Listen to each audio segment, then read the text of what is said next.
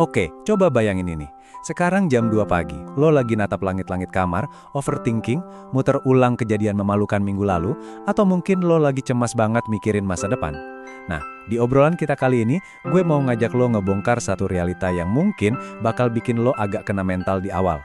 Tapi percaya deh, ini bakal jadi titik balik paling membebaskan dalam hidup lo. Judul pembahasan kita kali ini jelas, audiens lo udah bubar.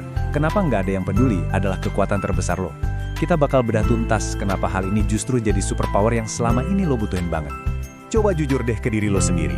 Pas lo lagi ngerasa sepi atau down banget, siapa sih yang beneran nungguin chat dari lo?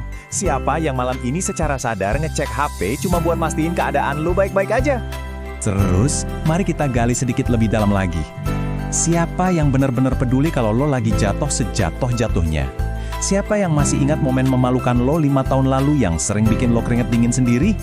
Atau siapa yang kepikiran soal ketakutan-ketakutan terbesar lo pas lo merasa dunia seakan mau runtuh? Jawabannya, nggak ada. Nggak ada sama sekali. Kosong. Realita brutalnya, semua orang tuh terlalu sibuk sama pikiran mereka sendiri. Emang agak berisi dengannya, tapi biarin fakta ini meresap dulu ke kepala lo. Nah, itu bawa kita ke bagian pertama. Realita pahit. Nggak ada yang peduli. Terdengar dingin banget, emang. Tapi kita harus ngelewatin fase ini dulu. Pasti lo pernah kan ngalamin hal-hal ini, momen pas sahabat lo sendiri lupa hari ulang tahun lo, atau pas lagi kumpul keluarga, mereka nanyain hal yang itu aja tiap minggu, seolah cerita lo minggu lalu tuh lewat gitu aja. Di kantor juga sama, bos lo cuma peduli karya buat kerjaan lo kelar apa enggak. Dan yang paling nyesek nih, lo udah ngetik panjang lebar dari hati, curhat masalah lo, dan balasannya jangkrik, nggak dibalas sama sekali. Ngerasa kayak eksistensi lo tuh nggak penting banget kan? Tapi alasan dibalik itu semua tuh sebenarnya menarik. Orang-orang kesannya cuek bukan karena mereka benci sama lo. Kalau dibedah, 85% waktu mereka tuh habis murni cuma buat mikirin diri sendiri. 14%-nya lagi habis buat stres mikirin masalah hidup mereka. Terus porsi buat mikirin lo mentok di 1%. Semua orang itu lagi sibuk mati-matian meranin main karakter energi di hidup mereka masing-masing. Di cerita mereka, lo itu cuma sekedar background noise, figuran doang. Lanjut ke bagian 2. Ini dia, plot twist paling bikin rebas. Fakta kelam tadi justru bukan kabar buruk. Selama ini, lo ngerasa berat karena nanggung ekspektasi orang. Lo ngerasa tertekan buat impress sana-sini, gara-gara FOMO dan haus validasi. Padahal, lo tahu nggak, lo tuh lagi tampil mati-matian, ngabisin energi di sebuah teater yang bangkunya kosong melompong. Begitu lo sadar penonton yang selama ini lo takutin itu udah pada pulang, sumpah, semua beban di pundak lo bakal langsung rontok detik ini juga. Makanya, ini ibarat sirkus di mana semua orang lagi panik juggling bola. Ketakutan setengah mati bolanya bakal jatuh terus diketawain. Padahal realitanya gak ada satu orang pun di tribun yang nonton. Betapa gilanya kita buang-buang energi cuma buat pura-pura sempurna di depan orang yang bahkan gak ngeliat ke arah kita. Masuk ke bagian 3 nih. Berhenti jadi badut buat orang. Saatnya turun dari panggung sirkus itu. Coba deh bandingin dua hal ini. Di satu sisi, lo punya fake freedom atau kebebasan palsu. Lo bebas konten sana-sini, tapi aslinya lo jadi budak notifikasi. Bentar-bentar ngecek HP nungguin likes. Capek kan? Di sisi lain, ada real freedom. Kebebasan asli ini terjadi pas lo lakuin hal yang lo suka, dan lo bener-bener bodo amat mau ada orang yang notice atau enggak.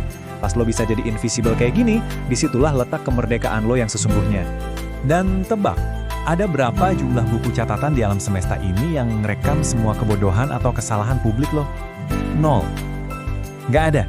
Kalau emang nggak ada yang nyatet skor gagal lo, ya berarti lo bebas banget buat gagal sepuasnya, tanpa perlu ngerasa malu. So, tolong banget, berhenti ngeredupin cahaya lo. Berhenti ngecilin potensi diri lo cuma biar orang di sekitar lo ngerasa nyaman. Lagian, mereka tuh juga lagi sibuk ngadepin insecurity mereka sendiri kok. Ngapain lo ikut-ikutan redup demi mereka? Dan akhirnya kita sampai di bagian 4, mulai era main karakter lo. Waktunya glow up dan ubah jalan ceritanya. Gimana cara mulainya? Pertama, langsung pegang kendali setir hidup lo. Mobil yang nggak ada sopirnya pasti bakal nabrak hancur kan? Kedua, mulai project atau mimpi gila yang selama ini lo tunda gara-gara takut dijudge. Hari ini juga, nggak pakai nanti. Dan ketiga, bikin aturan lo sendiri. Standar orang lain tuh nggak berlaku buat lo. Perubahan dari versi lama lo ke versi asli lo itu bakal epic banget. Dulu lo mungkin selalu nunggu izin, butuh tepuk tangan orang dan parno banget sama yang namanya judgement.